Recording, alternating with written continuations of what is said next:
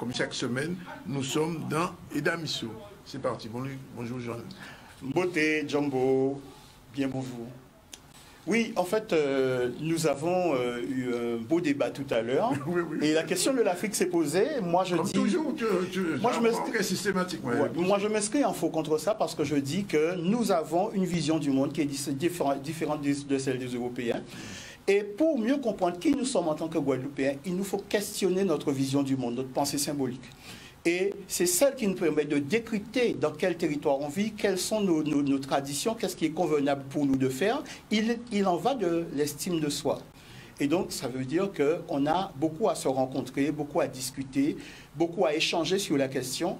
Ne pas faire un rejet systématique, mais vraiment comprendre quels sont les enjeux. Parce que derrière tout cela, c'est une question aussi de géostratégie et de projection dans l'avenir. Ce n'est pas simplement dire ah, c'est le retour à l'Afrique. Non, non, il faut comprendre. Et c'est la question que nous posons aujourd'hui avec l'étude et la façon que nous avons d'analyser notre langue, qui est une façon, somme toute nouvelle, mais qui est porteuse d'avenir.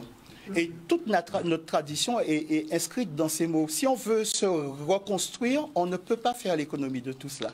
Mais bon, je pense qu'il faut qu'on se rencontre. D'autant plus sur la question de, comme tu dis, la langue dite créole. Bon, beaucoup de Guadeloupéens, et pas seulement, et même des linguistes, pensaient que le créole venait essentiellement du français. C'était du français à Bataoudi, c'était du franc créole, enfin, etc., etc. Oui. Et progressivement, avec l'apparition et l'apparition de Wissikam, on s'est rendu compte que le français, la langue que nous utilisons au quotidien, que le créole là, nous ne croit pas dire là, eh bien, il passe 100%, pas français qui fait, syntaxe là, pas français qui fait. Bien sûr, dans toutes les langues, il y a des échanges de vocabulaire, des mots. Dans toutes les langues, dans le français, il y a du franglais, dans l'espagnol, on trouve des mots arabes, etc. Les peuples sont en compte.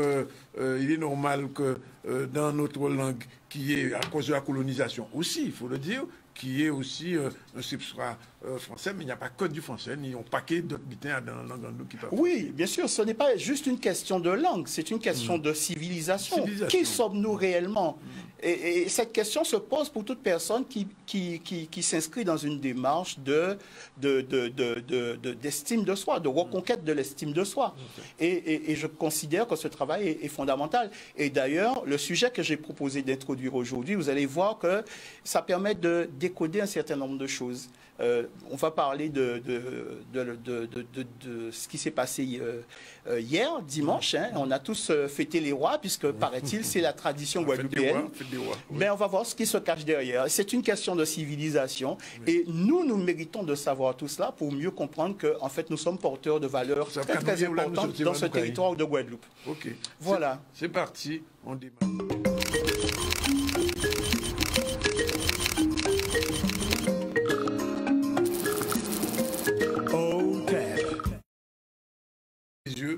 Bonjour Jean-Luc, on a fait le petit point par rapport à Patricia. Il y aura un jour, je le dis, un débat avec Patricia et aussi avec Katharina sur la question des Amérindiens, parce que ces questions-là se posent et je pense qu'à un moment donné, il va falloir qu'on éclaircisse un Il faut trancher. Et qu'on n'ait pas l'impression que le travail que tu fais, c'est un travail qui est hors tout.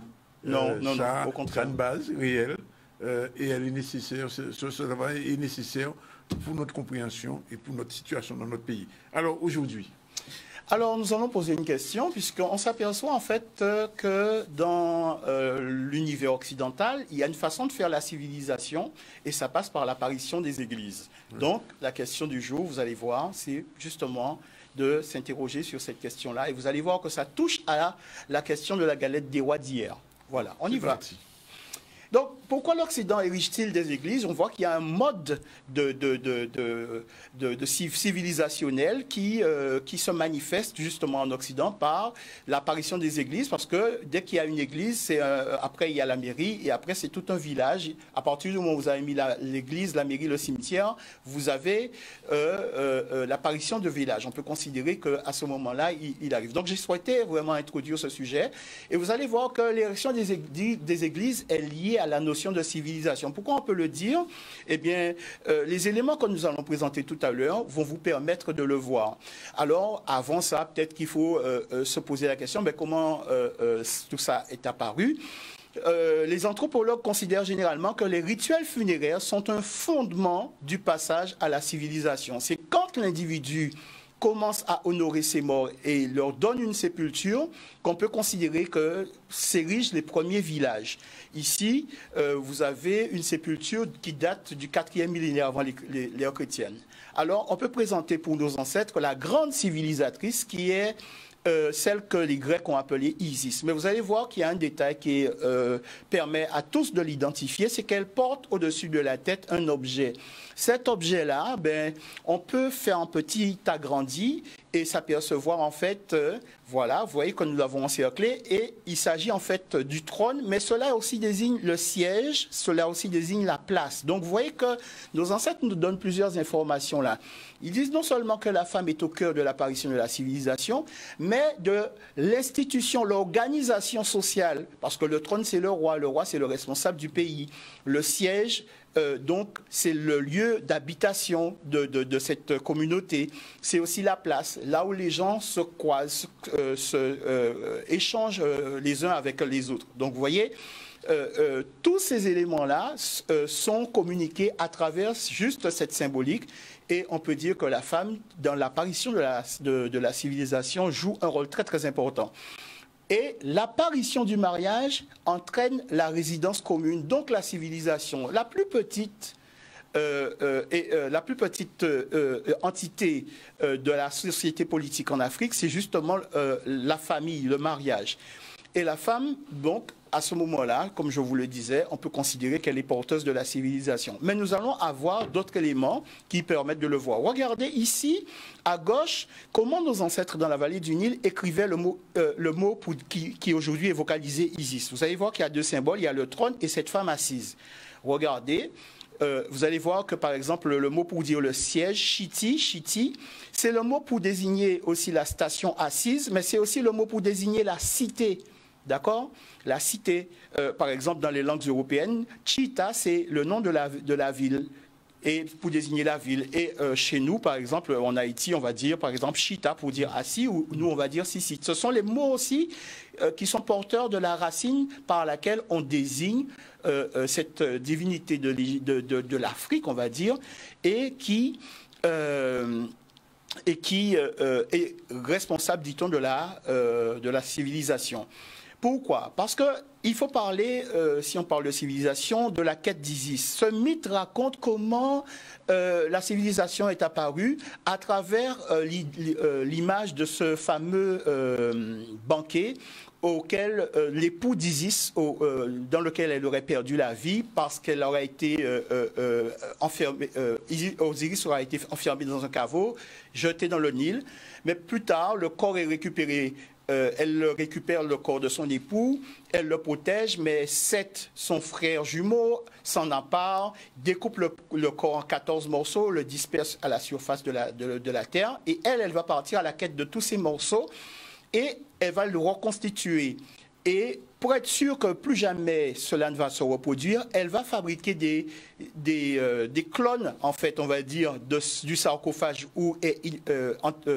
qui porte le corps de son mari. Et elle va duper les grands prêtres de ces villages, parce qu'il est dit qu'à l'endroit où elle a récupéré, à chaque fois qu'elle a récupéré un morceau, elle a fondé un temple. Et ces grands prêtres qui gèrent ces temples-là, elle va leur faire croire à chacun qu'ils détiennent la vraie portion, le vrai sarcophage. Et en réalité, ça va devenir un mystère parce que personne ne saura en réalité où se situe véritablement le corps. Et donc, on peut dire que c'est une façon de raconter comment apparaît la civilisation, comment elle se multiplie. Parce que diviser, c'est multiplier. Le corps est divisé, mais aussi il multiplie. D'accord? Et on voit aussi que la notion de l'ancêtre divinisé est au cœur de l'apparition de la civilisation. Bon. Et donc, c'est là où il est enterré que les gens viennent pour se recueillir, pour faire leur dévotion, pour demander des grâces. Et ceci est très, très ancien. Alors, vous voyez, par exemple, voilà comment nos ancêtres écrivaient ce mot. Qui est translittéré Peker et qui désigne l'enceinte, le domaine funéraire où Osiris serait enterré à Abydos. c'était un lieu de pèlerinage comme aujourd'hui les gens font par exemple à Lourdes ou à la Mecque, et où les gens se réunissaient. Alors maintenant, je vais attirer votre attention sur le fait que le scribe écrit ce terme avec 4 symboles. Mais si nous prenons le temps de les analyser, déjà prenons les 3 premiers, vous allez voir qu'il y a une espèce de rectangle qui symbolise une natte, un lieu au sacier. Il y a un autre symbole qui figure une montagne, un morne, une colline, et un ovale qui symbolise la bouche. Nous allons prendre le temps d'analyser tous ces éléments et vous allez voir que le scribe met un point d'orgue à ce que nous identifions l'accord parfait en termes de métaphore et en termes d'homophonie pour vraiment savoir de quoi il est question, savoir comment se prononce véritablement ce terme. Et ceci veut dire que dans de nombreuses langues du continent, eh bien, chacun peut retrouver et comprendre le sens profond qu'a voulu transcrire le scribe. Et puis, le dernier symbole, vous allez voir que c'est un cercle avec une croix inscrite à l'intérieur. On dirait la tête d'une vis. Mais ceci, c'est un idéogramme qui précise que nous sommes en présence d'un espace, d'un lieu, d'une ville, d'une cité, d'un pays. Mais nous allons y revenir dans quelques instants. Juste après cette image, vous allez voir que ceci va apparaître. Donc, si je mets en présence les éléments, vous allez voir que, par exemple, le Ngurinmi dit tomber pour désigner le siège, Ikoma, tombi pour désigner le siège. En réalité, ce domaine funéraire, vous voyez que je suis en train de solliciter le mot tombe qu'on retrouve, par exemple, dans la langue française. Si j'y ajoute, par exemple, l'accord que je peux faire avec le mot pour désigner la montagne en bidio qui est tomba ou en yao tumbi pour désigner la colline, vous voyez que il y a un sens, il y a une logique que le scribe sollicite en mettant en présence ces objets. Et ensuite, vous allez voir que même la bouche, la voix, la parole, c'est une combo, c'est une kuma. Chez nous, on va dire kamo, par exemple. Et ici, en langue mapi, on va dire tumi. Donc, vous voyez qu'il y a un accord, une homophonie qui est sollicitée, qui est recherchée par le scribe pour désigner cet espace. Maintenant, c'est l'occasion pour nous de pousser plus loin la réflexion et vous allez voir où tout ceci va nous conduire. Parce qu'en fait, nous cherchons à répondre à une question et les éléments que nous allons présenter vont nous y aider. Voilà. Donc, en attendant que l'image défile, voilà, vous allez voir que aux yeux de nos ancêtres, eh bien, cette histoire de division, de multiplication vaut chez les Grecs à cette divinité primordiale de l'Afrique de s'appeler Osiris. Et Plutarque nous dit que cela veut dire celui qui a plusieurs yeux. Os, iri. D'accord? Os, beaucoup, iri, les yeux. Mais vous savez que dans notre langue, on fait souvent une comparaison entre la pupille de l'œil qui est comparée à une graine. Donc c'est celui qui a plusieurs yeux, mais celui qui a aussi plusieurs graines. Et vous allez le voir tout de suite. Les mots pour désigner l'œil, liso, disso, dissous, isso, sont aussi les mots pour désigner la graine. Osso, disso, c'est la graine. Et vous allez voir qu'en copte, on dit kes pour dire l'os, la partie dure, le pépin. C'est-à-dire que la graine, elle a une forme d'enveloppe qui est dure, mais en fait, quand vous la plantez en terre, eh bien, ça veut dire que la plante va se libérer de ce carcan et elle va pousser. Donc, nos ancêtres nous transmettent une information à travers cela pour dire qu'en réalité, ils croyaient fermement à la réincarnation. Et en égyptien ancien, vous allez voir que le mot pour dire la graine, c'est aussi le mot pour dire le caveau, le cercueil. D'accord? Seke la graine en proto-bantou, sege en mianka, kes la partie dure, mais kres pour dire le caveau, keisi pour dire le cercueil, kasu pour dire le cercueil. En bambara, kissé, c'est le nom de la graine. Donc, mettre quelqu'un dans un cercueil, c'est pas simplement se débarrasser du corps dans la pensée de nos ancêtres. C'est le mettre dans des conditions pour qu'il renaisse. Voilà, de la même manière que le grain de blé que vous plantez dans la terre, eh bien, à un certain moment, il va se libérer de son carcan, il va repousser. Donc, le lieu de l'inhumation de cet ancêtre primordial est fondamental pour la civilisation. C'est ce que nous comprenons à la lecture et à l'analyse de tous ces éléments. Et vous allez voir que ce fameux case qui désigne le pépin, le noyau, la partie dure, le caveau, le cercueil, eh bien, c'est un homophone du mot pour dire église. Par exemple, en turc, on va dire kilisé. En latin, on va dire ecclesia, d'accord? Mais vous voyez qu'il y a un E euphonique devant. En italien, on va dire chiesa pour dire l'église. En roumain, ecclesio. En français, bien évidemment, église. En espagnol, iglesia. Et en français, vous avez aussi le mot qui est très proche du latin, qui est le mot catéchèse, qui est l'enseignement des mystères de la religion catholique qui est enseigné. En italien, on dira la chiesa pour dire l'église. Mais en français, vous verrez que c'est toujours une notion de siège. On dit le Saint-Siège, ou bien on va dire la cité vaticane. Vous voyez que tous ces mots-là sont générés par la même pensée symbolique qui est très, très ancienne. Je reviens sur mon Ngurimi Ntombe qui désigne le siège, l'Ikoma qui dit Tombi, et pour vous faire voir qu'en fait, c'est le mot pour désigner le temple, parce que en fait, ces lieux sacrés portent souvent le nom d'église, mais aussi le nom de temple. Par exemple, chez les protestants, on parle plutôt de temple. Mais c'est toujours la même... c'est les mêmes racines qui ont généré les deux termes. Voilà. Donc, on en arrive à la notion de graine, de fève, parce que la fève, c'est une graine. Et c'est le lieu de la capitale, puisque c'est le lieu où, justement, l'ancêtre primordial est inhumé. Donc, l'ancêtre se retrouve dans la capitale, mais c'est un mystère, parce que depuis ce qu'avait Isis, personne ne sait où se trouve véritablement le corps. Et voilà comment nos ancêtres désignaient par cet idéogramme l'agglomération, le pays, la région. Et vous voyez que ici c'est translittéré Newt, c'est-à-dire qu'on donne une valeur alphabétique à ces symboles. Et vous allez voir que les mots pour désigner la ville dans les langues africaines, Itawini ou Taouni, par exemple, en Zoulou ou en Kimiru, eh bien, ce sont les mots qui ont donné le mot town en anglais qui désigne justement la ville. Donc, vous voyez que nous vérifions pas à pas ce que nous avançons. Ensuite, eh bien, on va voir quel est le symbole, ce symbole-là de la ville que nos ancêtres ont conçu. Ce symbole de la partition, on dit que certains prétendent que cette croix, c'est en fait un carrefour, une agglomération. Eh bien, vous allez voir que c'est précisément ce qu'on retrouve quand on tire les rois. Et vous allez voir ce qu'est devenu ce symbole rond avec la croix au milieu, puisqu'en fait, avec l'image suivante, voilà la ville, voilà le pays, et il y a une portion où il y a le mystère, c'est-à-dire qu'on ne sait pas où se trouve véritablement la fève. Et celui qui découvre, c'est lui qui devient le roi ou c'est celle qui devient la reine. Voyez ? Donc, tout le mystère, c'est de savoir l'identifier. Et cette fève, vous savez qu'elle est devenue depuis aussi des petits personnages. Et c'est ça qui explique, par exemple, qu'à Notre-Dame de Paris ou à la basilique Saint-Denis, on enterre soit les prêtres, soit les rois.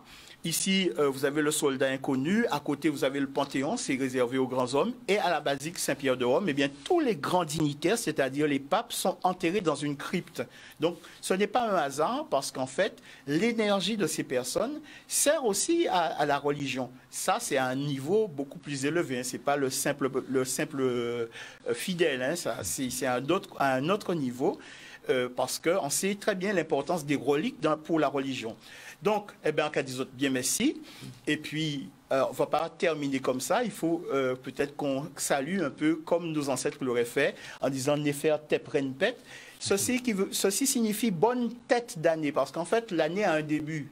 Oui. Elle commence par la tête, vous voyez, dans la pensée symbolique de nos ancêtres. Donc, le nouvel an, c'est le Teprenpet, c'est-à-dire la tête de l'année. Voilà. Ben, c'est dit.